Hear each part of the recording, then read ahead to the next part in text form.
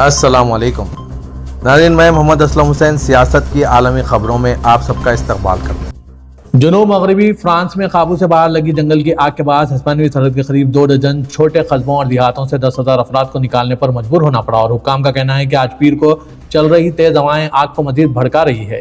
مقامی حاکم نے social media platform X پر ایک پوسٹ میں بتایا کہ آگ نے فرانسیسی پیرنسی کے دامن میں تقریباً 4,600 ہیکٹر اراضی کو جھلسا دیا ہے۔ داخلہ وزیر لارین نیونیز نے فرانسیسی ٹی وی اسٹیشن TF1 پر خبردار کرتے ہوئے کہا کہ آج صبح حالات دوبارہ خراب ہو گئے ہیں، آج لڑائی دوبارہ شروع ہو رہی ہے۔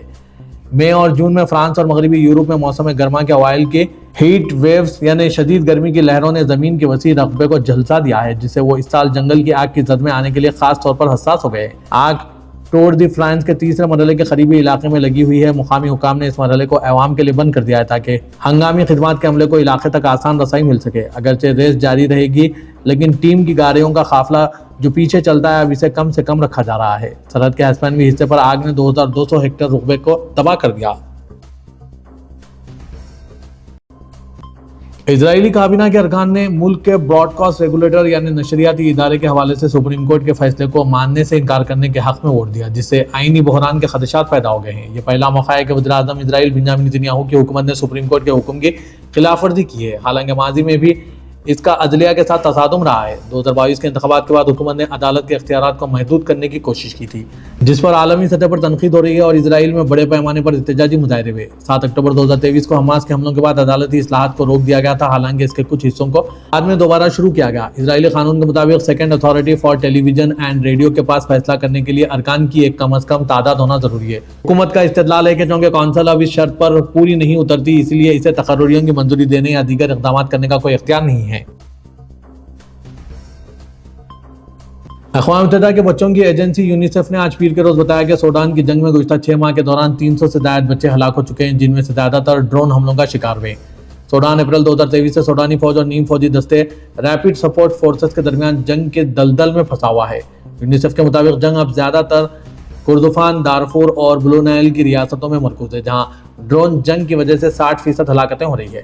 اقوام متحدہ، امریکہ، برطانیہ اور دیگر ممالک نے شمالی کردفان کے اسٹریٹجک شہر العبید پر کنٹرول حاصل کرنے کے لیے RSF اور فوج کے درمیان لڑائی کے دوران ممکنہ مظالم پر تشویش کا اظہار کیا۔ اس تنازع میں اب تک کم از کم 69,000 افراد ہلاک، تقریباً 13 ملین بے گھر ہو چکے ہیں اور سوڈان کے کئی حصے قحط کا شکار ہو گئے ہیں۔ حماس کے حکام نے آج پیر کو روز بتایا کہ گروپ غزہ کی پٹی پر تقریباً 2 دہائیوں سے حکومت کرنے والی باڈی یعنی کمیٹی کو تحلیل کرنے کی تیاری کر رہا ہے، جس سے ایک فلسطینی ٹیکنوکریٹ کمیٹی کے لیے سویلین حکمرانی نافذ کرنے کا راستہ صاف ہو جائے گا۔ یہ اقدام عسکریت پسند گروپ حماس کی جانب سے ایک اہم سیاسی تبدیلی کی علامت ہے، جو 2007 میں اپنی جنگجوؤں کی طرف سے حریف فلسطینی تحریک فتح سے کنٹرول چھیننے کے بعد سے غزہ کا نظام چلا رہا ہے۔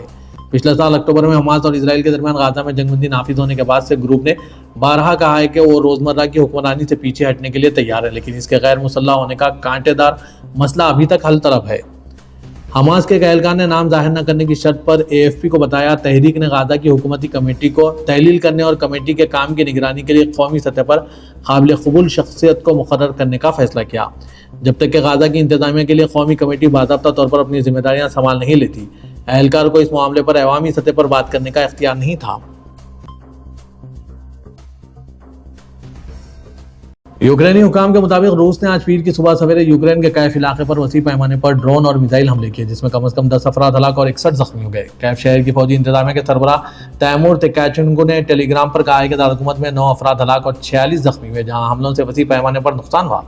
انہوں نے کہا کہ افسوس سے کہنا پڑتا ہے کہ یہ حتمی معلومات نہیں، امدادی کارروائیاں تاحال جاری ہے۔ کیف کے گورنر مائکولا کلاشنگ نے کہا ہے کہ دارالحکومت کے ارد گرد ایک شخص ہلاک اور 15 زخمی ہو گئے۔ کلاشنگ نے ٹیلی گرام پر لکھا، روس ایک بار پھر جان بوجھ کر شہریوں اور شہری انفراسٹرکچر کو نشانہ بنا رہا ہے۔ اسرائیلی میڈیا کے مطابق اسرائیل کے وزیر برائے قومی سلامتی ایتامر بن گویر نے اپنی جیل پالیسیوں کی وجہ سے اور خود اپنی ذات پر جنگی جرائم میں ملوث ہونے کے الزامات کی وجہ سے بڑھتے ہوئے قانونی دباؤ کے باعث اس ہفتے نیو یارک میں متوقع اقوام متحدہ کے پولیس سربراہان کی کانفرنس میں شرکت سے انکار کر دیا۔ یروشلم پوسٹ نے آج شائع کردہ خبر میں کہا ہے کہ بن گویر کے دفتر نے تاحال اس دورے کی منسوخی کی باضابطہ تصدیق نہیں کی۔ ہفتے کے آغاز میں بیلجیم میں قائم اور دنیا بھر میں اسرائیلی فوجیوں اور حکام کے خلاف قانونی مقدمات دائر کرنے کے حوالے سے معروف हिंद रजब फाउंडेशन ने अमेरिकी हुकाम से मुतालबा किया था कि वो बिन गोयर को इनके जेलों से मुतालिका जराइम के इल्ज़ाम में हिरासत में लेकर इनके खिलाफ कानूनी कार्रवाई करे। इससे कल बताया गया था कि बिन गोयर मंगल और चारशंबे को न्यूयॉर्क में मुतवक्के अक़वाम मुत्तहिदा के पुलिस सरबराहान के इजलास में शिरकत करने वाले थे। हिंद रजब फाउंडेशन ने कहा है कि इसने न्यूयॉर्क में कायम सेंटर फॉर कॉन्स्टिट्यूशनल राइट्स के साथ मिलकर अमेरिकी वज़ारत इंसाफ में शिकायत दर्ज कराई और न्यूयॉर्क के अटॉर्नी जनरल लेटिशिया जेम्स से बाज़ाब्ता तहक़ीक़ात शुरू करने का मुतालबा किया। फाउंडेशन के मुताबिक बिन गोयर ने बिलखुसूस अपनी निगरानी में काम करने वाली इजरायली जेल सर्विस के जरिए अपने इख्तियारात को मुनज़्ज़म अंदाज में तशद्दुद, क़त्ल, बदसलूकी और जबरी बेदखली की पॉलिसी नाफिज करने के लिए इस्तेमाल किया है। श्रीलंका की एक जेल में आज पीर के रोज कैदियों के दो गिरोहों के दरमियान हुई झड़पों में कम से कम 25 अफराद हलाक जबकि तकरीबन 100 जख्मी हो गए। खबरसां इदारे रॉयटर्स के मुताबिक 2 और 1 अस्पताल जरिए से इस वाक़े की तस्दीक की। एएफपी के मुताबिक कैदियों के 2 गिरोहों के दरमियान खूनरेज़ झड़पों में 4 जेल अहलकार भी हलाक हो गए हैं। हुक्काम के मुताबिक गुज़श्ता 5 साल से ज़ायद अरसे में मुल्क का सबसे हलाकत ख़ैज़ जेल फसाद है।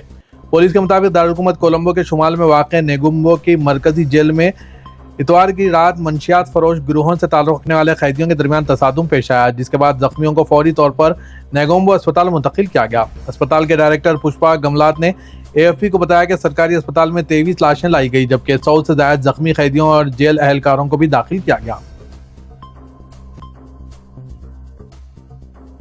अमेरिकी सदर डोनाल्ड ट्रंप के बोर्ड ऑफ पीस ने आज पीर के रोज कहा कि गाजा का नज़्म व नस्क संभालने के लिए कायम फलस्तीनी टेक्नोक्रेटिक कंपनी के पास तमाम हथियारों का कंट्रोल होना चाहिए। ये बयान एक ऐसे वक्त में सामने आया जब हमास ने ऐलान किया है कि इसने गाजा पर हुक्मरानी करने वाले अपने साबिका इदारे को तहलील कर दिया है। बोर्ड ने सोशल मीडिया प्लेटफॉर्म एक्स पर जारी एक बयान में कहा है कि बुनियादी उसूल बदस्तूर एक ही है, एक इख्तियार, एक कानून और एक हथियार। इसका मतलब यह है कि तमाम हथियार national committee for the administration of Gaza के कंट्रोल में दिए जाएं। National committee for the administration of Gaza का सदर दफ्तर कायरा में है, जिसे बोर्ड ऑफ पीस की जानिब से कायम किया गया था। ये बोर्ड अमेरिकी सदर डोनाल्ड ट्रंप ने अक्टूबर 2025 में गाजा में जंगबंदी मुआहदे के बाद तश्कील दिया था।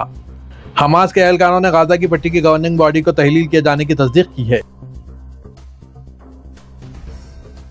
आज पीर को तेहरान में ईरान के शहीद सुप्रीम लीडर अली खामेनेई की रस्म जनाजा में अवाम की एक कसीर तादाद ने शिरकत की। हुक्काम का अंदाजा है कि सड़कों पर लाखों अफराद मौजूद थे जो तकरीबन 4 दिहाइयां पहले इनके पेशरों की आखिरी रसूमात के दौरान देखे गए हुजूम के बराबर हो सकते हैं। हुक्काम ने अभी तक बाज़ाब्ता हाजिरी का कोई अददी आदाद-ओ-शुमार जारी नहीं किया, ताहम एएफपी की तस्वीर में ईरानी दारुल-हुकूमत की बड़ी शाहराहों पर फैले हुए भारी हुजूम दिखाई दिए। इस रस्म ने अमेरिका और इजराइल के साथ 5 हफ्तों की जंग के बाद ईरान को अपने अज़्म और इस्तकामत का तासुर देने का मौका फराहम किया। अगरचे तवज्जो खामेनेई के जानशीन इनके बेटे मुश्तबा खामेनेई की जानिब मरकूज़ है, जो इख्तिदार संभालने के बाद अवामी सतह पर सामने नहीं आए। तेहरान के ग्रैंड मुसल्ली मजहबी कॉम्प्लेक्स में 2 दिन तक खामेनेई की नाश को रखने के बाद इसे बड़ी तादाद में अवाम की हमराही में दारुल-हुकूमत के शाहराहों से गुजारा गया। एएफपी की तस्वीर में दिखाया गया कि ताबूत के ऊपर फूलों की पत्तियां बिछाई गई थी। हुक्काम इस बात से मोहतात है कि 1999 में खामेनेई के पेशरो और रूहुल्लाह खामेनी के जनाजे में पैदा हुए अफरा-तफरी का दोबारा मंजर पेश न आए, जिसमें रियासती खबरसां एनसी आयना के मुताबिक अंदाजन 1 करोड़ अफराद शरीक हुए थे। खामेनी की आखिरी रसूमात के दौरान हुजूम की धक्कम-पेल से 10 से ज़ायद अफराद हलाक और 10,000 से ज़ायद जख्मी हुए थे। आज पीर को तेहरान की फिजाई हुदूद बंद कर दिया गया जबकि मुल्क ने साबिक रहनुमा की याद में एक तरह से जामदुल लम्हा गुजारा। ईरान के सरकारी टीवी रिपोर्ट के मुताबिक नए सुप्रीम लीडर मुश्तबा खामेनेई अपने वालिद और ईरान के साबिक रहबर अली खामेनेई के जनाजे से गायब रहे। हालांकि मुल्क की आला सियासी व अस्करी क़यादत तकरीब में शरीक थी। साबिक ईरानी सुप्रीम लीडर अली खामेनेई की आखिरी रसूमात के दौरान सबसे बड़ा सवाल यह रहा कि इनके मुबैना जानशीन और बेटे मुश्तबा खामेनेई मुसलसिल तीसरे दिन भी जनाजे में नजर नहीं आया। हालांकि मुल्क की तकरीबन तमाम आला सियासी व अस्करी शख्सियात वहाँ मौजूद थी। इनकी गैर मौजूदगी ने इनकी सेहत, सिक्योरिटी और क़यादत के मुस्तकबिल के हवाले से नई ख्याल को जन्म दिया है। ईरान और कतर ने तकरीबन 5 माह के वक्फे के बाद अपनी 2 तरफा समंदरी तिजारत दोबारा शुरू कर दी है। दोहा में ईरान के तिजारती कौंसल ने इत्तला दी। ईरान की सरकारी खबरसां एनसी आयना के मुताबिक कतर में ईरान के तिजारती कौंसल अब्बास अब्दुल क़ानी ने बताया कि दोहा में ईरानी सफारत खाने और कतरी हुकाम के दरमियान बाहमी राब्ते के बाद ईरान की दयार बंदरगाह और कतर की अल रोवेज बंदरगाह के दरमियान जहाज रानी की खिदमत बहाल कर दी गई। काबिल ज़िक्र है कि रवान साल फरवरी में ईरान पर अमेरिका और इजराइल के हमलों के बाद खित्ते में बढ़ती हुई कशीदगी के बाद दोनों ममालिक के दरमियान समंदरी राब्ता मुनक़ता हो गया था।